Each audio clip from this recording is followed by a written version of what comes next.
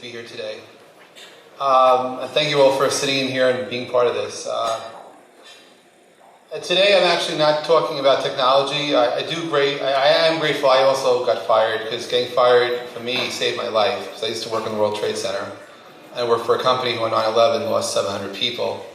And I'm very grateful for, and in fact, whenever anyone loses a job, I always tell them getting fired can save your life. So I'm actually pro getting fired for the right reasons. I've been coming to the Israel conference for a long time.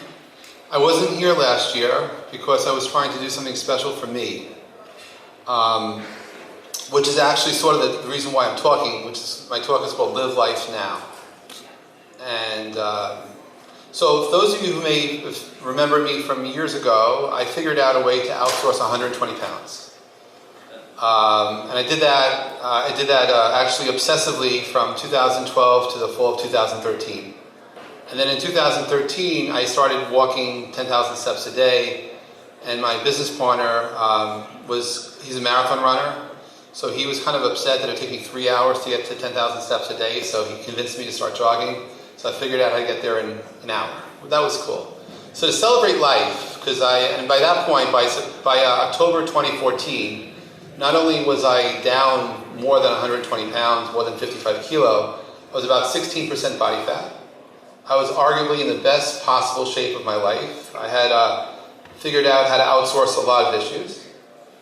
And I was in Israel to basically celebrate. So I never was ever athletic in my life. I'm a totally different person perhaps today, but the thing about being in Israel the same day as the Israel conference, the next day the Israel conference was taking place, so I decided to go there. Why?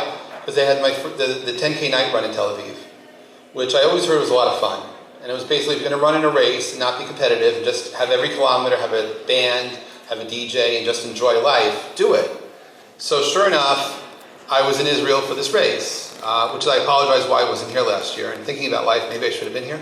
Because 7 hours before the race, if you don't know what happened, I was sitting on the beach with my two friends, waiting to order lunch. And my next memory is being in excruciating pain in the back of an ambulance going to Iqlov Hospital. The good news is that you could be in excruciating pain in Iqlov Hospital and a year later be on stage here. But what happened to me during that waiting to order for lunch is I had a seizure. The first and only one in my life. To this day, no one knows why. I learned that most people could have one seizure, but 50% of people who have one seizure will never have another.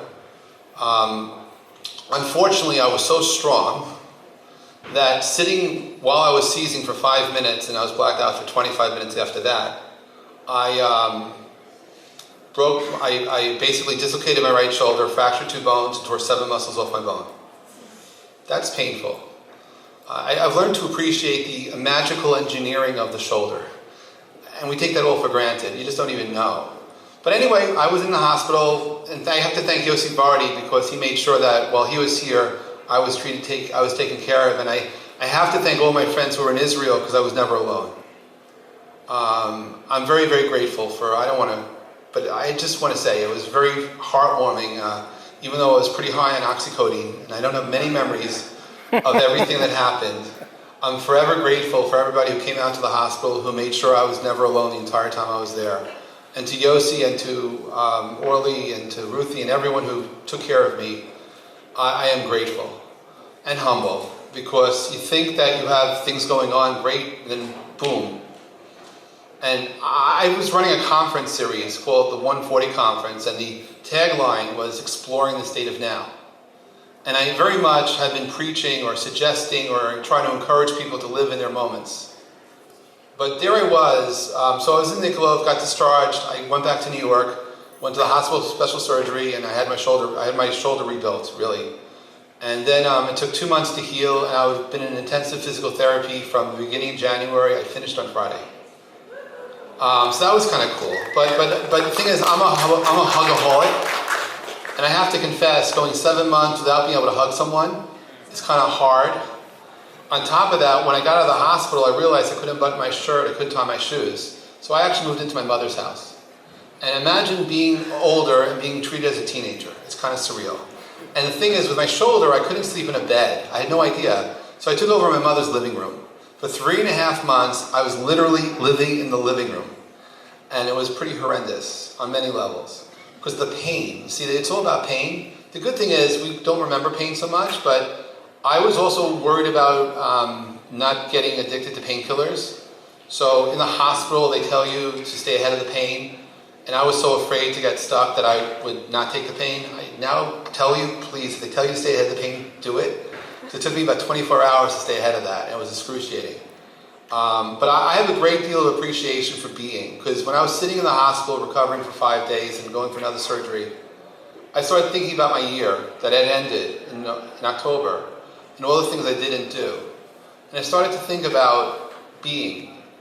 And I had a conference I was working on. I was going to do an event called the Hashtag Economy, because I'm very much into the power of hashtags and what it means in social media. But I had to send out an email to people, telling people the conference wasn't happening. To my utter amazement, I got over 700 people who emailed me. Many of them very kind, loving emails, caring, endearing emails. But what was happening to me is every time I opened an email to reply to somebody, I felt pain. And I didn't have the ability to focus because my mind was slightly altered from the drugs I was taking, that I couldn't reply, and then I felt pain, so I opened up another email, and another email, another email. But eventually I went, and I closed my computer. I taught myself mindfulness by shutting down. It wasn't because I was trying to be disrespectful to anyone who cared about me, but I had to let go. I had to let myself start to heal. And what I learned is that you have to take your moments and own them and give yourself a chance to be and be grateful. And I am forever grateful for being here, for being alive, and for being able to stand here. And so as I healed, and it took for a long time to work out again, it took a long time to do everything I took for granted. I mean, the thing is, I had to travel for business a few times while I was incapacitated. It may sound funny to you, but if you try traveling and you can't sleep in a bed because you have to sleep on a couch or in a chair, look at the nice websites for travel for hotels around the world, or even the United States. The fanciest hotels will tell you about their linen, their 1,200 ply Egyptian cotton. No one tells you about the chairs in the rooms. You call up the Ritz-Carlton and they ask about a chair, they think you're an asshole. I mean, it's like the craziest thing. And I was serious. I ended up sleeping on the floor in excruciating pain because I couldn't sleep in a bed. And it's like, I was in the minority, but I promise you that if anyone here ever had shoulder problems, anyone? Right, you know what I'm talking about, right? It's just hard. Until you experience that, you just don't have any empathy for what goes on. So I started obsessing about living. And I started obsessing about trying to share moments that other people take for granted. And I think to do things with passion and obsession, I kind of figured that out a few hours ago. That I do things together like that. It's not that I just obsess, I obsess with passion. I think that's how I get to be innovative sometimes. And so for me, what I picked up on was photography, because I happen to be a lefty. And when I would damage my non-dominant right arm, in order to make sure I can get range of motion, I picked up a camera. I put down a camera for a long time because I used to go to some amazing places, take great photos, but I was so in the moment. My camera had great experiences, but I was never there. But I picked up a camera again in February when I could start walking around on the ice and started photographing. And then I became obsessive with the stars. And I made my first trip back to Israel. So I wasn't able to travel. I used to go to Israel once every month or two. Did that for 10 years. But I couldn't get on a plane and spend more than an hour or two. It just hurt so damn much. So in September, I was able to go back to Tel Aviv to DLD. Those of you who were at DLD Tel Aviv or were there in September, you had the dust storm. It was an amazing, surreal experience. All my photos had a very special Hashem filter on it. It was this orange glow as if I'm on Mars. But what I did is I went down to Mitzveh Ramon, where the crater is. Where's Alan Weinkrantz? He's in the room somewhere. Here. Thank you, Alan. So Alan takes me down to Mitzveh Ramon, and I appreciate that thousands of millions of people may have said this before, but when I was down in the crater, and I went down to check this out at night because I discovered the Milky Way, what I realized is that sometimes you have to walk into darkness to see the light. And I don't know if anybody here look up and go into dark skies and see the Milky Way. For everyone who's not raising their hands, trust me, I waited 53 years to do it. I'm obsessed about this now, and I'm passionate about this. And it's really special. It's a very special feeling to connect with the skies of your ancestors. To connect with skies that have experiences, because up until the first Industrial Revolution, whether it was Shakespeare, whether it was the Bible, whether it was a lyricist, when people spoke about heaven and the cosmos, they were probably being literal. they were looking up and talking about what they saw. The first industrial revolution that brought us light brought us darkness. Brought us light pollution that prevented us who lived in developed civilized cities to see the skies above us. And now I believe there's an opportunity for us to relearn that. And if you make an effort to go into places where there are dark skies, you can actually reconnect. And I believe there's a lot of value in connecting moments to moments and to live in those moments and to own them. You know, I meet a lot of people who've been through trauma much worse than mine. So I'm just a person who went through shit. But I have a much better appreciation for being. I don't take anything for granted. I don't take any hugs for granted. I don't take friends for granted. I'm a very humble, different person with an obsession for photography. Because for me, when I got out of the hospital, I started photographing sunrises and sunsets. My sisters were kind enough to take me out, even though I couldn't really even walk so much, to see a sunrise, and would photograph it and share it. Any people here on Instagram? Anyone here follow me on Instagram? Well, okay, for those of you who don't, I mean, that's where I sort of found love. I found that there's a lot of darkness in Twitter and Facebook, but Instagram for me has been all about love. It's all about connecting, sharing moments in time. I spend hours every day. For every photo I post, I probably took 100 others. I try to curate the golden moments of my day and share them. And I think that there's an opportunity to extend love to people who you know and don't know by just being yourself, finding your passions and sharing it. So, what I learned about myself is that I can overcome obstacles. Being obsessive is a good thing.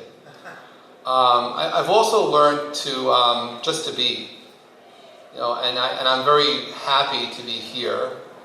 And but what I went through is just mind-altering. I don't wish that on my worst enemy, about the pain and the suffering and the more torture. And I went to see my doctor in April for a checkup. The last thing I expected my doctor to ask me, the surgeon, "Oh, what are you doing next Thursday?" "Oh, why? Oh, we need to do another surgery," because I had too much scar tissue in my shoulder.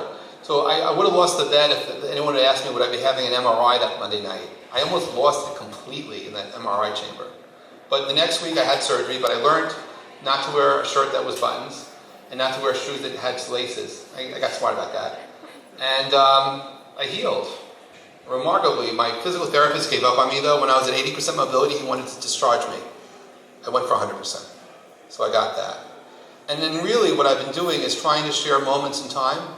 And I just encourage all of you that, while you're alive, while you can breathe, while you can be, you might want to tell someone you love them, because you never know what could happen. I mean, I never expected to be in Israel to run in a race and then end up in the hospital and change my entire year and my entire outlook on living. So I'm grateful for everything that I see that I can do. And while you're alive, you can do anything you want to do, but sometimes you don't want to wait till tomorrow. I mean, so often, I don't know, when you go to meetings, people are unfocused. Like, you may notice that people are thinking about where they just were and the word where they're going, they forget where they are.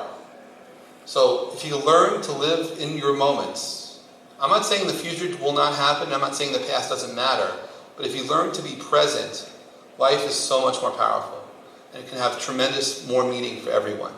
Thank you very much.